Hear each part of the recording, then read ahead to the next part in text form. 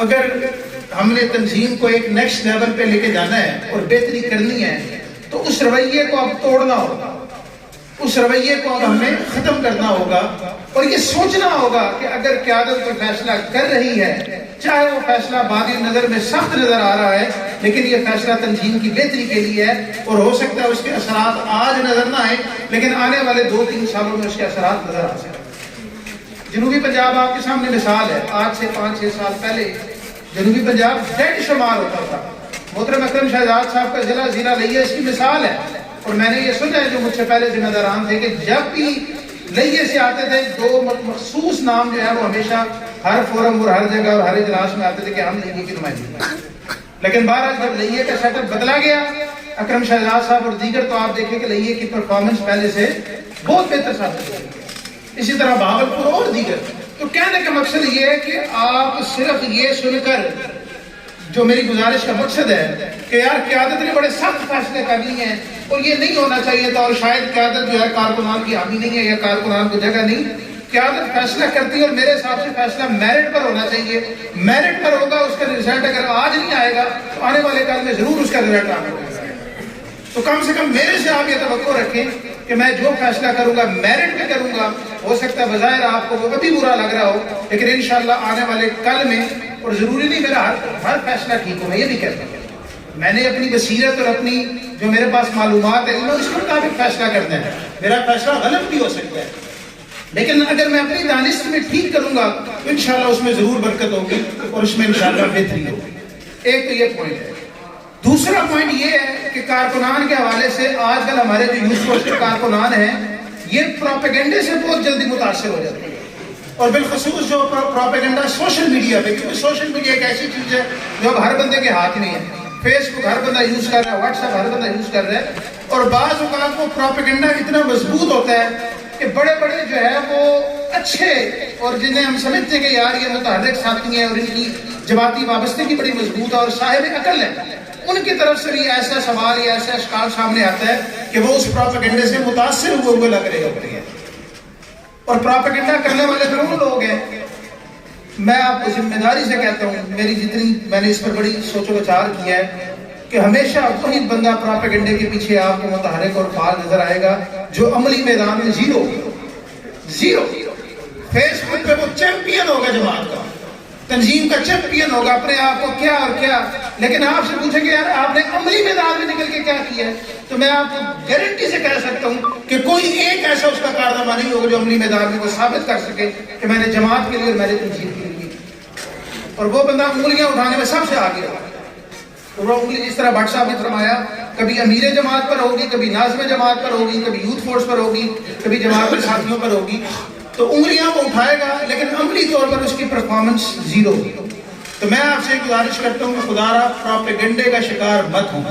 ہم جو بھی ہیں، جتنے بھی ہیں، چاہے وہ امیر جماعت ہیں، امیر محترم ہیں، چاہے ناظم اعلیٰ صاحب ہیں، چاہے میں ہوں، چاہے سلمان صاحب ہیں، ہم سب آخر مخلوق ہیں، ہم کوئی فرشتے نہیں ہیں، ہم انسان ہیں، ہم سے غلطیاں ہو سکتی ہیں، ہم سے فیصلے غلط ہو سکتے ہیں، سیاسی فیصلے بھی غلط ہو سکتے ہیں، اور بٹ صاحب نے بڑی خوبصورت بات کی کہ اندھوں میں کانا راجا، ہم نے اندھوں کا ساتھ نہیں دیا، کانوں کا دیا۔ تو کیا کریں بھائی، آج اگر پارلیمنٹ میں، آج نہیں پچھلے 20 سال سے اگر پارلیمنٹ میں اہل حدیث کی کوئی نمائندگی ہے تو وہ مرکزی جمعیت اہل حدیث پاکستان کی نمائندگی ہے۔ اگر آج ساجد میر صاحب آپ کے جذبات کے مطابق سینٹ سے باہر آ رہے استعفے دے دیں تو کون سے اہل حدیث ہے جو پارلیمنٹ میں آپ کی نمائندگی کرے گا؟ اور ایسی کئی مثالیں موجود ہیں کہ امیر محترم نے مشرف کی آمریت کو نہیں للکارا بلکہ نواز شریف اور شہباز شریف کی آنکھوں میں آ کے ڈال کے بھی کہا ہے کہ آپ کے اس بل کا ہم ساتھ اس لیے نہیں دے سکتے کہ یہ بل براہ راست قرآن و سنت سے مخالف ہے۔ اور اب کیا کرے ایک بڑھیا، یہ نظام ہی گندا نظام ہے ہمارے ملک کا، اس میں اگر آپ نے رہنا ہے جس طرح ہم سب گندے معاشرے میں نہیں رہنے، جو معاشرے کی برائیاں کبھی وقت تھا بینکوں کو برا کہا جاتا تھا، بینکوں کے نوٹوں کو برا کہا جاتا تھا، دیگر چیزوں کو آج ہم نے قبول کیا ہے، یا تو پھر نظام بدلو، یا تو اس ملک کی ساری سیاست بدلو۔ اور مذہبی جماعتوں کو جب بھی موقع ملا انہوں نے ایک دوسرے کی ٹانگیں کھینچنے کے علاوہ کیے کچھ نہیں ہے۔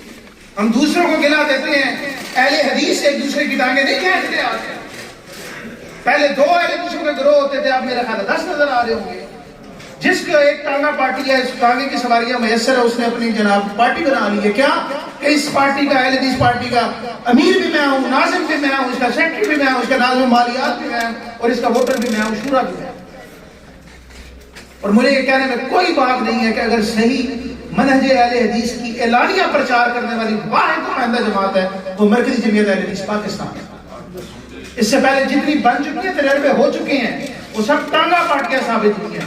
اور ابھی جو بن رہی ہیں، آج میری یہ بات نوٹ کر لیں، یہ جو آج جماعت سے جا رہے ہیں یہ کل کو ضرور مرکزی جمعیت اہل حدیث پاکستان میں واپس آئے. تو میں ذمہ داری سے تکبیر، مرکزی جمعیت اہل حدیث پاکستان، اہل حدیث یوتھ فورس پاکستان، میرا امیر میرا امیر، میرا امیر میرا امیر پروفیسر محمد عامر صدیقی صاحب. جب یہ بننے والی جماعتیں، یہ گروپ سوشل میڈیا سے باہر آ جائیں اور گراؤنڈ پر کوئی ایکٹیویٹی کر کے دکھائیں، کوئی اپنی پرفارمنس دکھائیں، اس دن یہ مجھ سے آ کے بات کریں کہ ہم مرکزی جمعیت اہل حدیث کے مقابلے میں کھڑے ہو چکے ہیں. یہ جو ہے نا، یہ جو وہ کہتے ہیں کہ ہنوز دلی دور ہے، یا چلے بلی کو خواب میں چھچڑے نہیں کہنا چاہیے، بہرحال ابھی بڑی دور کی باتیں ہیں، ٹھیک ہے نا، یہ نہیں ہوگا. لیکن جو پہلی بات ہے کہ ہم سارے انسان ہیں، ہم سے غلطیاں کوتاہیاں ہیں، اور میں ذاتی طور پر اس چیز کا قائل ہوں.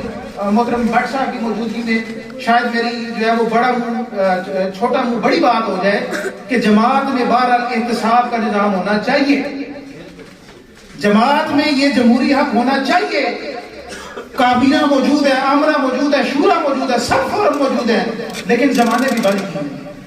افسوس کے ساتھ کہنا پڑتا ہے، زبانوں کو کھلنے کی اجازت ہونی چاہیے، سوال کی اجازت ہونی چاہیے، احتساب کی اجازت ہونی چاہیے. جہاں سوال اور احتساب نہیں ہوگا وہاں پر آمریت جنم لے گی، اور اگر آپ سوال کی طاقت کو سلب کر لیں گے تو پھر فیصلے غلط ہوں گے اور کوئی احتساب کا خوف نہیں ہوگا. اور میں ہمیشہ یوتھ فورس کے تحت جتنے بھی فورم ہیں، میں نے ہمیشہ کہا ہے آپ ہم سے سوال کریں. ہم اس روایت کو فروغ دینا چاہتے ہیں کہ ہم سے سوال کیا جائے، ہم آپ کے جواب دیں گے انشاءاللہ. فیصلے غلط ہو سکتے ہیں لیکن ہم اس کی لاجک دیں گے کہ ہم نے یہ فیصلہ کیا تو اس کی وجہ کیا ہے. ہمیں کوئی احتساب، اور ہر فورم پر چاہے وہ جماعت کا فورم ہے، جب آپ سوال کو فریب دیں گے تو انشاءاللہ یہ جو شبہات جنم لیتے ہیں اور یہ چھوٹی چھوٹی انگلیاں اٹھتی ہیں، ہمارے بندوں کا بھی قصور ہے. قاری قصور ان کا نہیں کہ ہم کیوں نہیں سوال کرتے. آپ اراکین شورا ہے، آپ کیوں نہیں سوال کرتے اراکین عاملہ ہے؟ آپ مجلس سے اٹھ کے جاتے ہیں، ہزاروں اعتراضات آپ لگا دیتے ہیں. آپ میں اتنی ہمت نہیں کہ آپ مجلس میں بیٹھ کر اعتراض کرتے ہیں. اگر آپ جائز آپ کا اعتراض ہے، ویلڈ ہے، یا تو آپ کا اعتراض ویلڈ نہیں ہے یا پھر آپ میں سوال کی ہمت نہیں ہے، اور ان دونوں صورتوں میں آپ کو پھر جماعت کو اس فورم کے ساتھ اٹیچ رہنے کا حق نہیں. تو لہٰذا سوال کو فروغ دینا چاہیے. جب سوال ہوگا، جائز بات ہوگی تو انشاءاللہ پھر احتساب کا ایک خودکار سسٹم جو ہے وہ ایکٹیو ہو جائے گا اور پھر انشاءاللہ جماعت میں مزید بہتری آئے گی. لیکن اس کے ساتھ ساتھ وہی بات ہے کہ پروپیگنڈا سے آپ نے متاثر نہیں ہونا. پروپیگنڈا ہوتا رہے گا، ہماری خامیاں بھی آپ کے سامنے رکھی جائیں گی، خوبیاں بھی رکھی جائیں گی، لیکن آپ کو اپنی جماعت پر اور اپنے ذمہ داران پر یقین ہونا چاہیے. اور جہاں پر آپ کو یقین نہیں ہے آپ متعلقہ فورم پر آئیں اور ہمارا احتساب کریں، ہم آپ کے لیے حاضر ہیں انشاءاللہ. اور بعض اوقات یہ جو سوشل میڈیا پر استعمال کر کے ہماری کردار کشی آپ کہہ لیں. ابھی پچھلے دنوں شیخ امن پوری صاحب نے گجرانوالہ میں تقریر کی شان صحابہ پر، اور وہاں پر ایک فکرہ انہوں نے کہا جو کہ کسی کی طرف اشارہ نہیں تھا، جو کہ ایک مجموعی فکرہ تھا، اس کا اطلاق مجھے بھی ہونا چاہیے. لیکن جن لوگوں کے دلوں میں کھوٹ ہے نا، انہوں کو لگا کہ یہ شاید مجھے جو ہے وہ اشارہ کیا گیا ہے، مجھے کہا گیا ہے، تاکہ بھائی آپ کا کوئی نام تو نہیں لیا. اور اس کے بعد ایک پروپیگنڈا ٹیم نے شیخ امن پوری کی، میری اور آپ سلمان اعظم صاحب کی کردار کشی اور یہ اور وہ کر لو. پڑتا ہے اگر تم یہ توقع رکھتے ہو، چاہے تم جماعت کے اندر ہو چاہے جماعت کے باہر ہو، چاہے تم خطیب ہو عالم ہو یا نہیں ہو، کہ تمہاری کردار کشی سے گھبرا کر ہم جو ہے وہ صحابہ کا دفاع کرنا چھوڑ دیں گے اور وہ علم بلند کرنا چھوڑ دیں گے، یہ تمہاری بیوقوفی ہے. یہ نہیں ہو سکتا. ہمیشہ جاؤ جو کرنا کرو، جاؤ جو کرنا کرو. الحمدللہ ہمیں فخر ہے کہ اللہ نے ہمیں ان میں شامل کیا ہے جن کو دفاع صحابہ کا جو ہے یہ منصب عطا ہوا. آج کل کے دور میں تو یہ اعزاز ہے اور ہم اپنے آپ کو اللہ نے ہمیں اس اعزاز کے لیے چن لیا. اور ایک طرف وہ کہ تمہاری زمانے اتنی کھل گئی ہیں کہ تم جو ہے وہ صحابہ کرام پر انگلیاں اٹھا رہے ہو یا صحابہ کرام کے بارے میں زبان درازی کر رہے ہو. تو اس کی اجازت ہم کسی کو نہیں دیں گے. جو ہمارا دفاع شعائر اسلام ہے جن میں دفاع صحابہ بھی شامل ہے, انشاءاللہ اس کی طرف ہم کسی کو انگلی اٹھانے کی اجازت نہیں دیں گے, چاہے وہ جماعت کے اندر سے ہو, چاہے جماعت کے باہر سے ہو, چاہے یوتھ فورس کے اندر سے ہو, چاہے یوتھ فورس کے باہر سے ہو, چاہے وہ خاص ہو, چاہے وہ عام ہو, چاہے عالم ہو, چاہے غیر عالم ہو. انشاءاللہ جب تک اہل حدیث یوتھ فورس پاکستان کا میں ذمہ دار ہوں, میں ہر فورم پر, ہر جگہ پر اس شخص کا احتساب کروں گا اور اس کا انشاءاللہ تعالیٰ اس کا محاسبہ. یہ اجازت ہم نہیں دے سکتے. حافظ صاحب قدم بڑھاؤ, حافظ صاحب قدم بڑھاؤ. وہ آپ کے سرائکی کے شاعر نے کہا تھا نا, شاکر شجاع آبادی نے, کہ خزادہ خوفتہ مالی تو بزدل کر نہیں سکتا, تو چمن آباد رکھ باد صبا جانے خدا جانے. نعرہ تکبیر, نعرہ تکبیر, خدمت صحابہ, خدمت صحابہ. دیوا بال کے رکھ جا ہوا جانے خدا جانے. اور انشاءاللہ اہل حدیث یوتھ فورس پاکستان وہ چراغ ہے جو دفاع صحابہ کے لیے, دفاع شاعر اسلام کے لیے ہمیشہ جلتا رہے گا, اور ہم اس چراغ کی حفاظت بھی کریں گے, اس کو جلائے بھی رکھیں گے, اور ہم اس شخص کا, ہر اس فورم کا, ہر اس زبان کا محاسبہ کریں گے جو ان کی طرف زبان دراز کرنے کی جرت کرے گا یا ان کی طرف انگلی اٹھائے گا. تو میں اسی پر اتفاق کرتا ہوں, اور مجھے امید ہے کہ آپ میرے دوست, میرے کارکنان, میرے ساتھی انشاءاللہ اہل حدیث یوتھ فورس پاکستان کو مضبوط کریں گے. اور یقین کریں اہل حدیث یوتھ فورس پاکستان کا ہونا اس جماعت میں ایک نعمت ہے.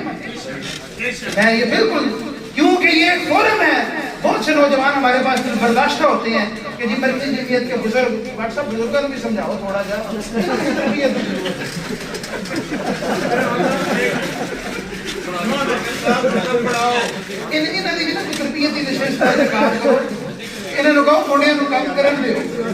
ہمارے کچھ لوگ سوال ہے, میں نے بھی کہا ہے, آپ نے بھی فرمایا کہ جمعیت اہل حدیث, مرکزی جمعیت اہل حدیث کے ساتھ ہی ہے اور ایک ہی ہے, تو پھر قرآن و سننا اور دفاع اسلام پاکستان کی اعلان کر رہے ہیں, امیر کر رہے ہیں, اس کی کیا وجہ ہے؟ اچھا تو بڑھ صاحب تھوڑا سا ہمارے پاس آتے ہیں نوجوان, دل برداشتہ ہوتے ہیں کہ جی بزرگ کام نہیں کرنے دیتے, اور میرا مشاہدہ ہے, اللہ کرے کہ مشاہدہ غلط ہو, کہ جہاں پر بزرگ خود کام نہیں کرتے نا وہاں نوجوانوں کو بھی نہیں کرتے دیتے, اور جہاں پر وہ کرتے ہیں وہاں نوجوانوں کی حوصلہ افزائی کرتے ہیں. بہت سے ایسے بھی ہیں جو نوجوانوں کی حوصلہ افزائی کرتے ہیں, ایسے بھی ہیں, لیکن بہت سے ایسے بھی ہیں جو نہ خود نہ کھیٹا گے نہ کھیٹن دے گے. تو بہرحال جب وہ نوجوان دل برداشتہ ہوتا ہے تو اہل حدیث یوتھ فورس پھر اس کو اپنی آغوش میں لیتی ہے, پھر اس کو تھپکی دیتی ہے. اگر وہی اہل حدیث نوجوان آپ کا ضائع ہو جائے, جو کہ ہوئے بھی ہیں, ادھر ادھر سیاسی تنظیموں میں چلے جائے, غیر سیاسی میں چلے جائے, دوسری تنظیموں کے ساتھ اٹیچ ہو جائے, تو بہرحال وہ ہمارا ہی نقصان ہے. اگر اہل حدیث نوجوان کہیں جائے گا, ضائع ہوگا, تو وہ ہمارا مجموعی نقصان ہے. تو اہل حدیث یوتھ فورس پاکستان بہرحال نعمت ہے, اور جو کام بسا اوقات مرکزی جمعیت سے رہ جاتا ہے, نہیں کر پاتی, وہ اہل حدیث یوتھ فورس پاکستان نے کیا. پچھلے 3 سے 4 سالوں میں الحمدللہ جب میں سیکرٹری تھا, حافظ فیصل احمد صاحب صدر تھے, اور اس کے بعد بھی دفاع صحابہ کا علم اگر پورے ملک میں کسی تنظیم نے اٹھایا تو اہل حدیث یوتھ فورس پاکستان. آپ کا بہاولپور گواہ ہے, آپ کا رحیمیہ خان جنوبی پنجاب مظفر گواہ ہے. کہاں ان علاقوں میں جو ہے وہ جماعت کے پروگرام یا جلسے ہوئے ہیں نشان جو اہل حدیث یوتھ فورس پاکستان آپ کے اپنا بہاڑی میں بھی, کھانے بار میں کہاں مرکزی جمعیت کے اس قدر عظیم الشان پروگرام ہوئے جو اہل حدیث یوتھ فورس پاکستان نے کر کے دیا. کام ہمارا ایک ہے, جماعت ہماری مادر تنظیم وہی ہے, بزرگ ہمارے وہی ہیں, اور ہم ان کے بچے ہیں اور بچے رہیں گے, اور ہم یہ امید رکھتے ہیں کہ وہ بزرگ ہم پر شفقت کریں گے. ہم کوئی ان سے الگ نہیں ہیں, لیکن جو کام ان سے نہیں ہو سکے رہ گیا, الحمدللہ اہل حدیث یوتھ فورس پاکستان نے وہ الگ بلند رکھا اور آگے بھی رکھیں گے انشاءاللہ. تو اہل حدیث یوتھ فورس پاکستان وہ تنظیم ہے جو الحمدللہ اپنے اکابر, اپنے اسلاف کے نقش قدم پر چلتے ہوئے جماعت کے لیے بھی جو ہے تقویت کا باعث ہے, جماعت کے لیے بھی فروغ کا باعث ہے. اور آپ دیکھیں کہ جتنے بھی پروگرام یوتھ فورس کے ہوئے ہیں, ہم نے ہمیشہ مرکزی جمعیت کے اکابرین اور علماء کو وہاں مدعو کیا ہے, اپنا سٹیج سجا کر, میدان سجا کر ان کے حوالے کیا. اور یہاں پر بٹ صاحب میرا شکوہ ہے آپ سے کہ مرکزی جمعیت نے اگر میدان سجایا بھی ہے تو انہوں نے یوتھ فورس کے ذمہ داران تک کو بلانا کا وعدہ نہیں کیا کہ این ہوئے منڈے آ کے دیکھیں کوئی اور ہی نہ کام پا دے. لیکن یہ ہمارا پھر دیکھیں چھوٹے ہم ہیں لیکن حوصلہ ہمارا بڑا ہے کہ ہم نے میدان سجا کر آپ کے حوالے کیے کہ آئیں جناب جماعت بھی ہماری ہے, یوتھ فورس بھی ہماری اور سب کچھ ہمارا ہے. نعرہ تکبیر! اہل حدیث یوتھ فورس پاکستان! اہل حدیث یوتھ فورس پاکستان! یاسر احمد صدیقی صاحب! نعرہ تکبیر! انشاءاللہ سردار اعظم سے سردار اعظم سے حدیث یوتھ فار پاکستان جمعیت اہل حدیث پاکستان محمد اکرم شدا صاحب! محمد اسلام اللہ مجاہد صاحب! محمد جوید صدیقی صاحب! نعرہ تکبیر! ماشاءاللہ یہ یوتھ فورس کا ہی حسن اعزاز ہے کہ یہاں ملتان میں ماشاءاللہ ملتان میں اس طرح کی نشستیں ہو رہی ہیں. ڈی جی خان میں ہوئی ہے قاری یاسین حیدر صاحب کے مرکز میں, انشاءاللہ آگے بھی ہوتی رہے گی. دوبارہ آگے بڑھیں, جماعت پر اپنا جو ہے وہ اعتقاد رکھیں, یقین رکھیں, اس کے دست بازو بنیں. کیونکہ میں کچھ بھی کر لوں جب تک آپ بھائی میرے ساتھ نہیں ہیں, آپ میرے دوست میرے ساتھ نہیں ہیں, میرے یوتھ فورس کا ورکر میرے ساتھ نہیں ہے, میں خالی ہوں, میں کچھ نہیں کر سکتا. مجھے آپ کی حمایت بھی چاہیے, آپ میرے ہم قدم بھی ہوں, اور انشاءاللہ مل جل کر ہم اپنی جماعت کی ترقی کے لیے اپنا کردار ادا کرتے رہیں گے.